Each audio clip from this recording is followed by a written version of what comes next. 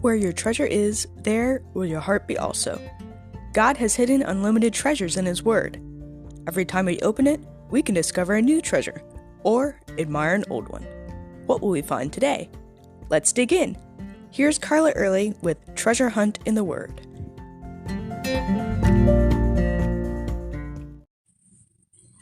I still marvel at Joseph's story. His brothers sell him into slavery. His master's wife's lust lands him in prison. And the one guy who has the pull to get him out forgets all about him.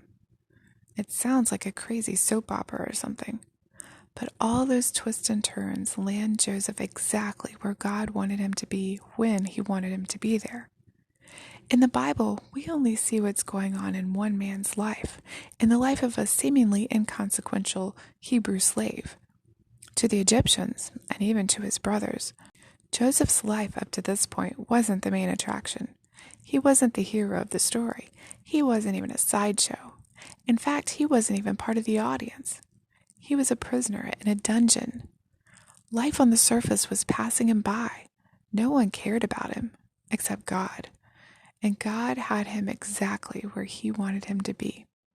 Any deviation from God's plan and everything would have fallen through. If his brothers hadn't sold him to the Ishmaelites, he wouldn't have been in Egypt. If his master had believed Joseph over his wife, or if she hadn't accused him, he wouldn't have gone to prison. Oh, and what if he had slept with her like she'd wanted? If his master had found out, he probably would have been dead.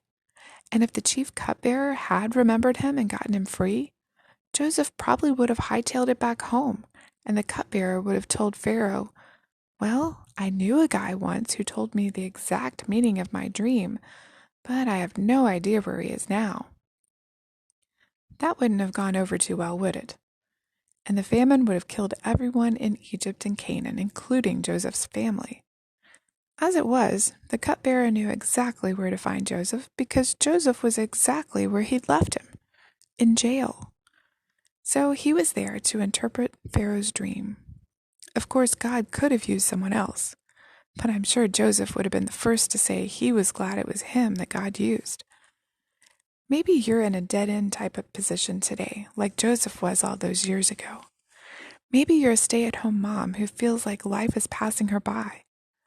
But you may be the one that God uses to reach another mom who needs Him, or help your neighbor who could use a friend. Or maybe you're raising a man of God that the Lord will greatly use in His work. Praying moms are absolutely essential in that line of work. Or maybe you're in a dead-end job that you don't enjoy, but God has positioned you in a cubicle next to an atheist who just found out she has cancer and is desperately needing someone to pray with her.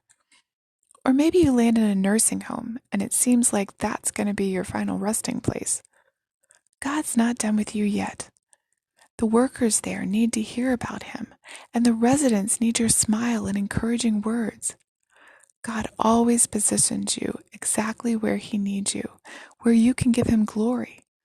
Just ask Him, "God, where do you need me today?" And be patient. Joseph was in Egypt 17 years before he was brought before Pharaoh. But throughout his time in Egypt, he continually gave God glory. How can you do your work and be in the position you're in and give Him glory today? You can contact us at treasurehuntintheword@gmail.com. Also, if you'd like to share a treasure God has given you by doing an episode, please contact us. You can listen to other episodes on our website, which you'll find in the description below.